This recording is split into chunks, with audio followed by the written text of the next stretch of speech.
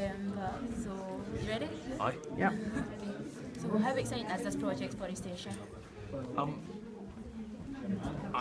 I've always had an issue with folk designing things to impose on other people. So I think what's really interesting about this entire project is that it's got an element of those that are going to use it involve the design of it. And even if you aren't the winning school, you know, you will have a new take on that building. You will think about that building and hopefully other buildings in a different way. And I suppose ultimately, if you can hold to account those that are involved in regeneration of kind of of societies and communities, do you know what I mean? Like all the kids here today will have a much greater knowledge of what new spaces are to achieve, and they won't accept things, they will see it with new eyes. And that will lead to a better environment for everyone to exist in and live in. And if one or two of these kids walk down a shopping centre and see it through new eyes, perhaps they can then, just as citizens, as lay citizens, action some change. So how important do you think it is to get the children, the school children, involved in the regeneration of the community? We've missed tricks in this part of Scotland, in that we waited too long to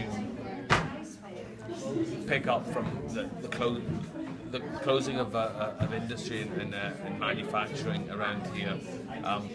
We really took our eye off the ball, and by engaging the next generation we give them ownership, because there's a degree of alienation between those that use places and the places themselves. If we can do this every year and make sure another generation of school kids is invested in their community, you protect your community, you care for your community, and you fight for your community, and you make sure the right decisions are being made. And again, we talk a lot about the redistribution of wealth in a fair society, but also it's about the redistribution of power in society, and we need to make sure that those whose voices aren't heard traditionally in this arena feel empowered, feel they have the language, feel they have the exposure and the ability to be heard and not to be shouted down. Too often folk are shouted down because they don't speak the right way or say the right things. Well, now they do. Do you think it has a positive outcome when local people have a say what goes on in the community?